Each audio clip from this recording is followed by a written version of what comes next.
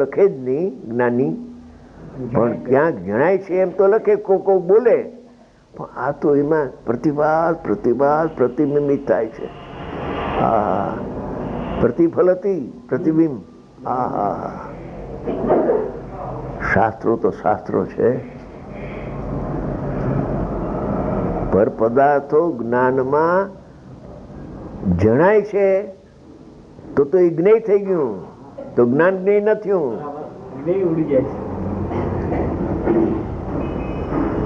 પ્રતિભાસ થાય છે, તો જેનો પ્રતિભાસ થાય છે એને જ્ઞાન જાણતું નથી. અને જ્ઞાયક નો પ્રતિભાસ થાય છે તન્મય છે માટે એને જ જાણે છે, એને જાણતું નથી. આહા, ભંડાર ભેરો છે શાસ્ત્રમાં. તો શીત ઉષ્ણનો અનુભવ કરવામાં સમર્થ નિમિત્તપણે એવી શીત ઉષ્ણ પૂદગલ પરિણામની અવસ્થા, એ ટાઢીઓની અવસ્થા છે, એ જીવના પરિણામ નથી. કેના પરિણામ છે? પૂદગલના પરિણામ છે. એ પૂદગલથી અભિન્નપણાને લીધે ટાઢીઓની અવસ્થાનો પ્રતિભાસ જ્ઞાનમાં થયો, તો પણ ટાઢીઓની અવસ્થા તો પૂદગલથી અભિન્ન જ રહી છે. અહીંયા પ્રતિભાસ થયો માટે ટાઢીઓની અવસ્થા જ્ઞાનમાં આવી જાય છે એમ છે. હા, માટે અભિન્ન જ રહે છે પૂદગલથી. એ પૂદગલથી ભિન્ન થાય તો જ્ઞાનમાં આવે ને. મર્મ છે આમાં, રાગમાં ઉતારવું છે.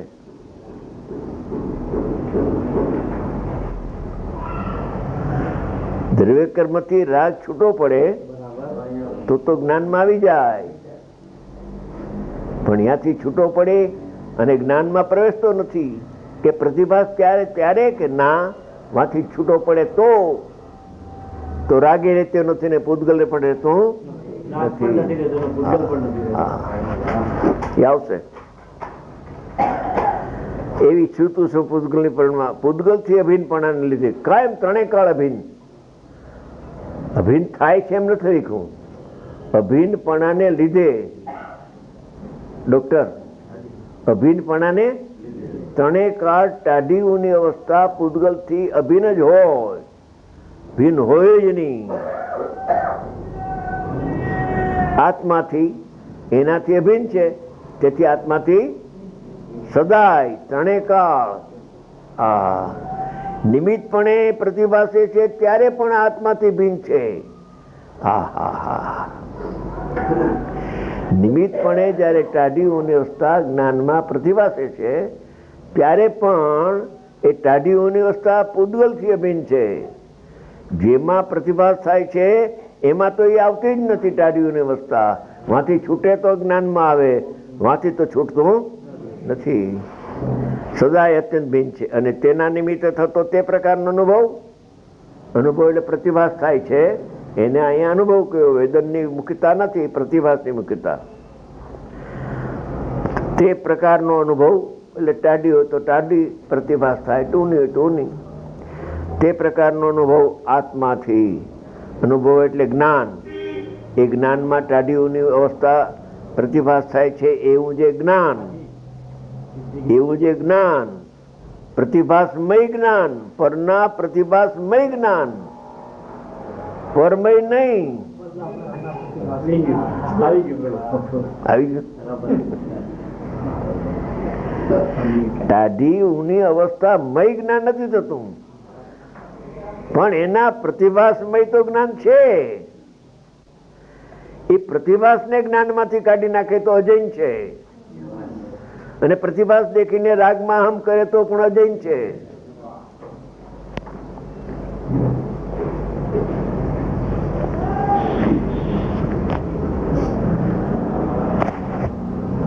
અભિન્નપણાને લીધે આત્માથી સદાય અત્યંત ભિન્ન છે ટાઢીઓની અવસ્થા. કેમ કે પૂદગલથી જે અભિન્ન છે તો આત્માથી ભિન્ન જ હોય, અને આત્માથી જે અભિન્ન હોય એ પૂદગલથી ભિન્ન હોય. આત્માથી અભિન્ન જ્ઞાન છે તો પૂદગલથી જ્ઞાન ભિન્ન છે.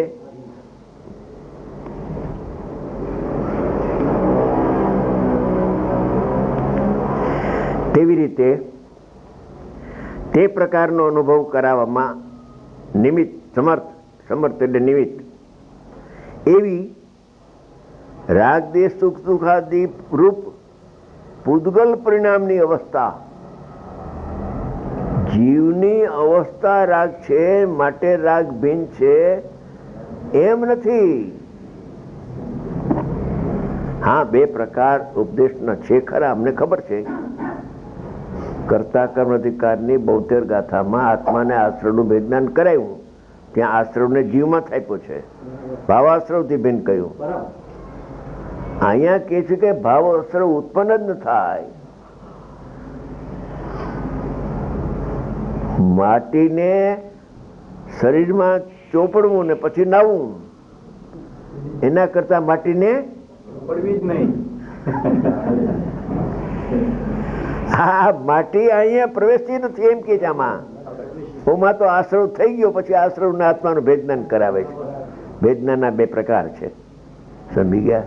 આ ભેદનાનો પ્રકાર ઊંચો છે. રાગ આત્મામાં થાય છે એવી ભ્રાંતિ જ થતી નથી. હવે આશ્રવ જ ઉત્પન્ન થાય, આત્મજ્ઞાન પ્રગટ થાય એમ કે છે. એ આત્મજ્ઞાનને તમે સંવર કયો, નિર્જરા કયો, મોક્ષ કયો, તમારે જે નામ આપો એ આપો, બાકી આત્મજ્ઞાન પ્રગટ થાય છે.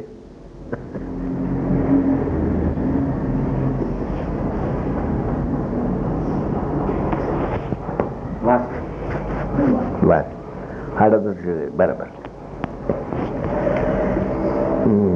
તેવી રીતે તે પ્રકારનો અનુભવ કરાવવામાં સમર્થ, જ્ઞાન થવામાં સમર્થ નિમિત્તપણે એવી રાગ દેશ સુખ સુખાદી રૂપ પૂદગલ પરિણામની અવસ્થા, અનાદિ અનંત પૂદગલ પરિણામની અવસ્થા છે. એક સમય પણ જીવની અવસ્થા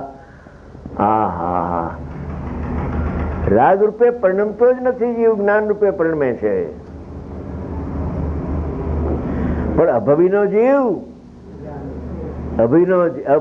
જીવ પણ જ્ઞાનપણે પરિણમે છે, રાગરૂપે પરિણમતો નથી. રાગરૂપે પરિણમતો પૂદગલનું છે.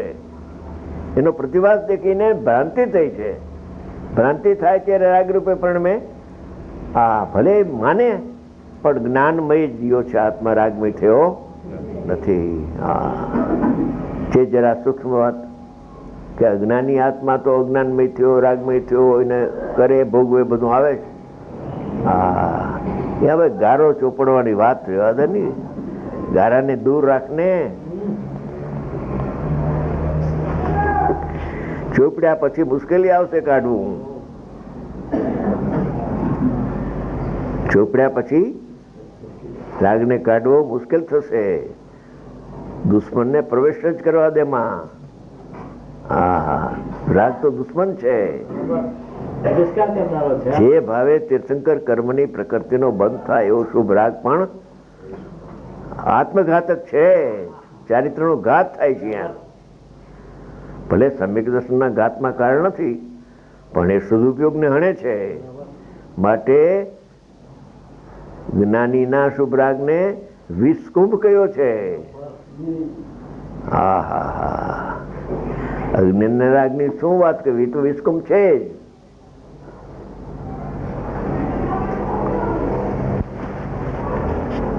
એવી રાગ દેશ પૂદગલથી અભિન્નપણાને લીધે, જો રાગ પૂદગલથી અભિન્ન કયો, રાગ આત્માથી અભિન્ન ન કયો.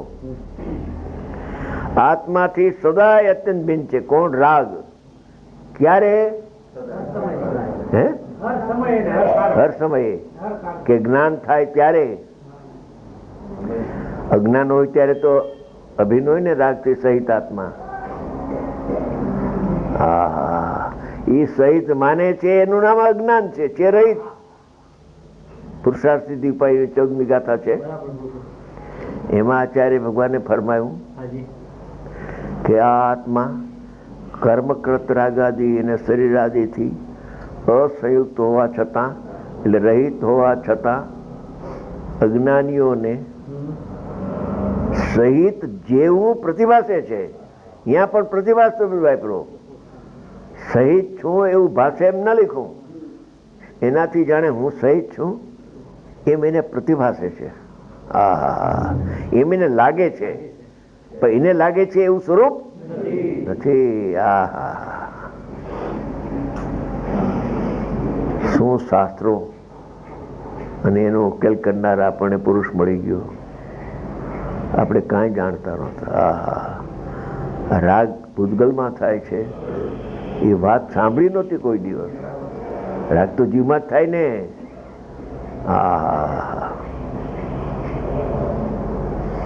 અનંતો ઉપકાર છે એનો. બસ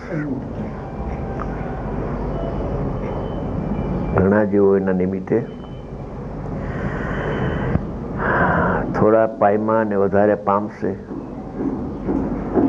અને ઘણા જેવો મોક્ષમાં એની સાથે જશે અને એના પછી કેટલાક જશે, રહી ગયા હોય તો બાકી, પણ ઘણા જેવો જવાના.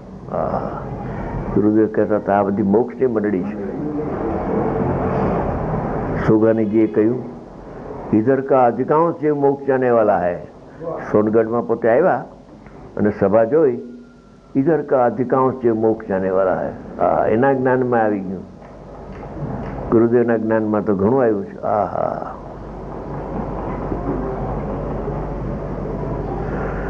ઘણું એને લબ્ધિ ઘણી હતી. બીજા સંવેદનનું જ્ઞાન એને બહુ હતું, પણ દિવ્યક્ષેત્ર કાળ ભાવ જોઈને એ વાત બહાર ના આવી. પછી ફેરફાર થઈ ગયો પાછળથી.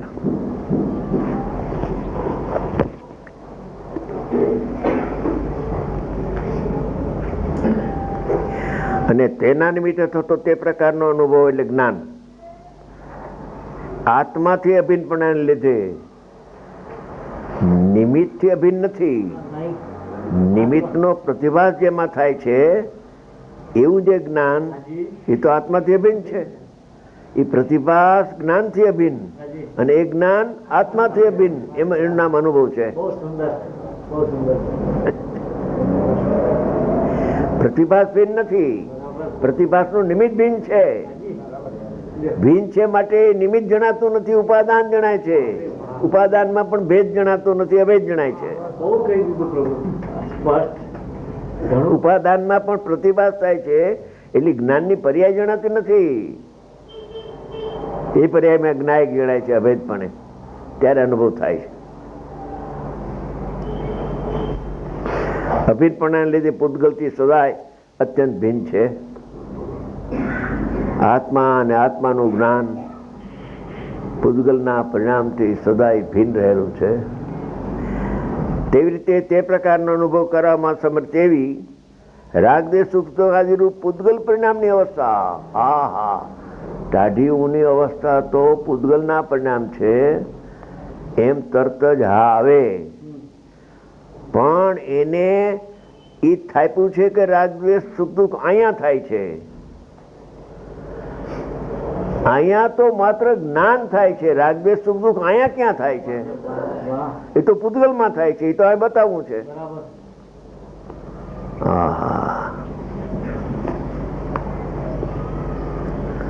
એ કે છે હમણાં પૂતગલ પરિણામની અવસ્થા પૂતગલથી અભિન્નપણાને કારણે